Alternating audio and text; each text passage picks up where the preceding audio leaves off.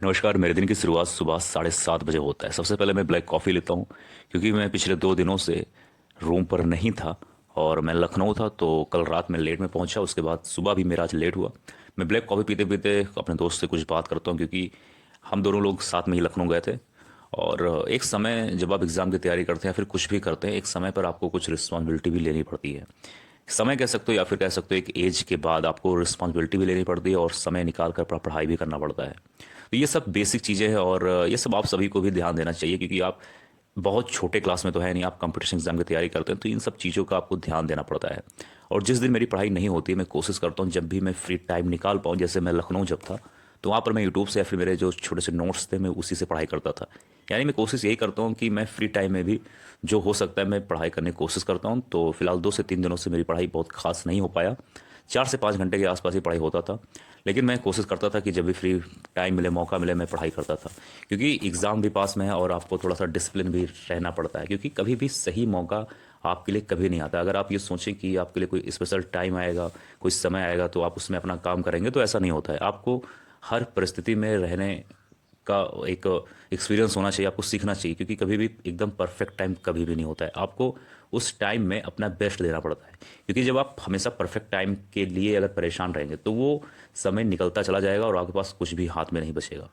तो कुछ देर पढ़ाई करने के बाद, 1 से 1.5 घंटे पढ़ाई करने के बाद, मैं अपना ब्रेकफास्ट लेता हूँ। ब्रेकफास्ट मेरा सेम रहता है, क्योंकि ब्रेकफास्ट अगर आप हैवी करते हैं, बढ़िया करते हैं, हेल्दी करते हैं, तो आप काफ़ी लंबे समय तक एनर्जी में रहेंगे, फुलफिल करेंगे और उसके बाद अपना और भी काम कंप्लीट कर सकते हैं बढ़िया से।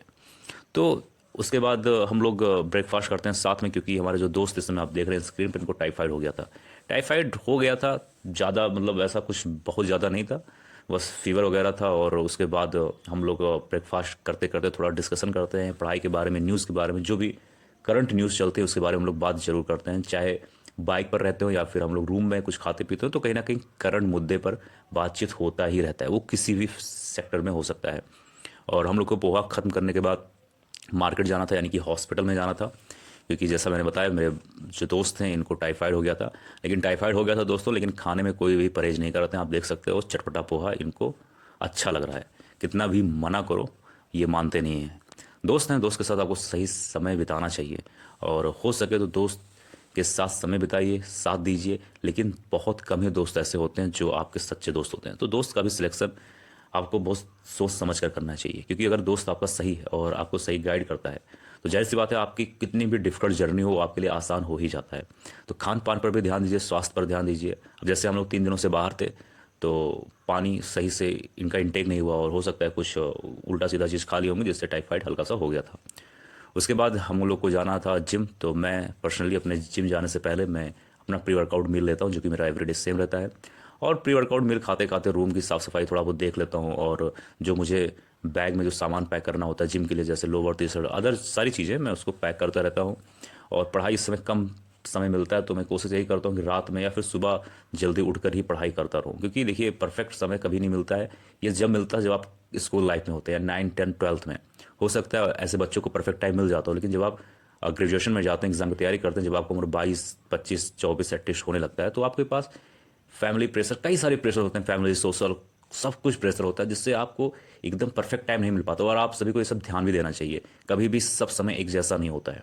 उसके बाद मैं जिम में निकल जाता हूँ, और मैं जिम कोशिश करता हूँ 1 घंटे 20 मिनट, 1 घंटे 1.5 घंटे के आसपास जिम करता ही रहता हूँ। इससे क्या होता है कि मैं जितना स्ट्रेस रहता हूँ, जितना मैं अपने आप को डिमोटिवेट महसूस करता हूँ, जिम में मैं जाकर सारा सब कुछ भूल जाता हूँ, और मैं खुद से अंदर एक अलग एनर्जी महसूस होती है। तो आप घर पे हो या कहीं पर हो, इससे कोई मतलब नहीं है। आपके पास पैसा है या नहीं है, उससे बहुत मतलब नहीं है। बस आपको वर्कआउट ध्यान देना चाहिए। 1 घंटे के आसपास वर्कआउट करिए, जिम में हो सके जिम में करिए, रनिंग करिए, घर पे आप पुशअप करिए, कार्डियो करिए, लेकिन वर्कआउट करिए। मैं अपने हर वीडियो में बताता हूँ, क्योंकि आप वर्कआउट करोगे तभी आप स्वस्थ रहोगे, तो स्वस्थ रहोगे तभी आपका कोई भी काम में करने में मन लगेगा। अगर आप ये सोचो कि आप सिर्फ पढ़ाई करोगे और पढ़ाई करने के बाद जॉब ले लोगे, उसके बाद वर्कआउट या फिजिकल एक्टिविटी पर ध्यान दोगे, तो ये बहुत गंदी सोच है। क्योंकि मैं आज से मेरे 9 साढ़े 9 महीने पहले मेरा वज़न 125 किलो हुआ करता था। इस वक्त मेरा वज़न 86, 85 और 87 के आसपास है, यानी मैंने 39 से 40 किलो वज़न कम किया है। तो जो फिट रहने में जो एक कॉन्फिडेंस रहता है, जो कॉन्फिडेंस मिलता है, उसकी बात ही अलग होती है। तो आपको जैसे मैं बता चुका हूँ, कभी भी सही समय का इंतजार मत करो। जो समय चल रहा है उसी पर ध्यान दो। अपने प्रेजेंट में जीने की कोशिश करो, पास्ट से सीखा करो।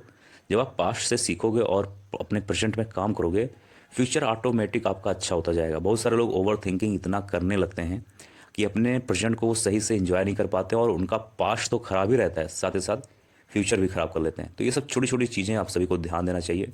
मैं जिम से आने के बाद तकरीबन 9:30 और 10 के बीच में मैं अपना एक छोटा सा मील तैयार करता हूँ। सस्ता है, महंगा कुछ नहीं है, बस हेल्दी है। और अगर आपको हेल्दी रहना तो जाहिर सी बात है आपको अपनी ज़ुबान पर कंट्रोल रखना पड़ेगा। अगर आप एग्ज़ाम की तैयारी करते होंगे, बाहर रहते होंगे, दोस्तों के साथ या अकेले रहते होंगे, तो कोशिश यही करते रहिए आप लोग कि हेल्दी से हेल्दी खाइए, क्योंकि आजकल आसपास पॉल्यूशन, इन्वायरमेंट सही नहीं है।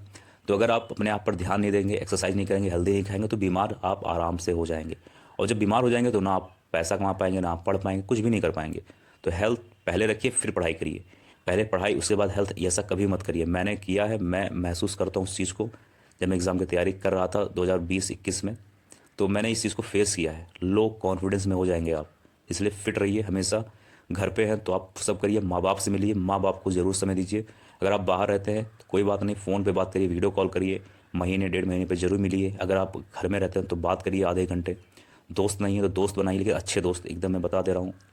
और जो आपके क्लासमेट रह चुके हैं, क्लास में, स्कूल में, कॉलेज में, दोस्त होने चाहिए। अगर एक दोस्त है आपके पास तो बहुत शानदार है। दोस्त से अगर आप बात करते हैं तो आप स्ट्रेस से हमेशा दूर रहते हैं, कभी आप डिप्रेस नहीं होते। लेकिन सच्चा दोस्त होना चाहिए, एक दूसरे में एक हेल्दी कंपटीशन होना चाहिए। अगर ऐसा दोस्त है आपका तो जाहिर सी बात है आप सक्सेस बहुत ही जल्द होंगे और आपका सक्सेस काफ़ी लंबे समय तक टिका रहेगा। अगर ऐसी दोस्ती होती है जिसमें आपस में ही जलन होता है, आपस में एक दूसरे को नीचा दिखाने की भावना जहाँ पर आ जाती है, ऐसी दोस्ती कभी भी चलती नहीं है और ऐसे लोग पर कभी विश्वास भी नहीं करना चाहिए। तो दोस्तों, ये था आज का मेरा वीडियो, मेरे पूरे दिन की जर्नी। आई होप आप सभी को पसंद आया होगा। मिलते हैं अगले वीडियो में। शुभ रात्रि, जय हिंद, जय भारत।